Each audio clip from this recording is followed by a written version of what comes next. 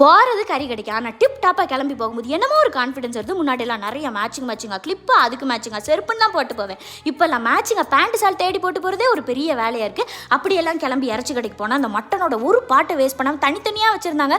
நான் ஏதோ நினைப்பில் 1/2 கிலோ ஈரலை போய் வாங்கி வச்சுட்டேன். நான் 2 பேருக்கு இதை என்னத்தை நான் சமைக்கணும் தெரியாமல் சரி கொஞ்சோண்டு பொரிச்சிடலாம், இன்னொன்று கிரேவியாக வச்சிடலாம்னு சொல்லிட்டு கரெக்டாக அந்த வாட்டி சமைக்கணும் நிறையா வேறு இருக்குன்னு சொல்லிட்டு காலையில் வேலையெல்லாம் முடிச்சுட்டு மத்தியானத்துக்கு அதை எடுத்துட்டா நான் என் கைக்கு வந்து எல்லா பொடியும் அதில் போட்டிருப்பேன். ஒரு ரெசிபி பார்க்கல, யாருக்கும் கால் பண்ணல, சரி நல்லா தான் வந்துருன்னு ஒரு நினைப்பில் எல்லாத்தையும் பண்ணி 10 நிமிஷம் கழித்து பார்த்தா அழகு பிள்ளையாட்டும் என்ன அழகாக அது வந்துருந்துச்சு. அப்படியே இந்த சைடு திரும்பினா இந்த தேங்காய் ரசம் தண்ணி ரசம்னு ஒன்று வைப்பாங்க. அது எங்கள் அம்மா கால் பண்ணி எல்லாம் கரெக்டாக இருக்கான்னு ஒரு 1/2 மணி நேரம் நோட்ஸ் எடுத்துட்டு தான் பண்ணேன். ஆனால் கண்டாவே ஏதோ தண்ணிக்குள்ளே மஞ்சள் பொடியை போட்ட மாதிரியே ஒன்று வந்துருந்துச்சு. அம்மா ஏதாட்டி சொல்ல மறந்துட்டீங்களாமா அப்படின்னு கேட்டால் இல்லை நீ எனத்தையோ தப்பாக பண்ணியிருக்கேன், இங்கே வீட்டில் வந்து பாருன்னு ஃபோனை வச்சுட்டான். ஐயோ இதை தட்டில் கொண்டு போனால் வேறு எதை கொண்டு அடிப்பாங்கன்னு தெரியலேன்னு சொல்லி மெயினாக அப்படியே அந்த கிரேவியை மட்டும் நடுவில் வச்சுட்டு மற்றதை அப்படியே கொடுத்துட்டு ஓடிட்டேன்.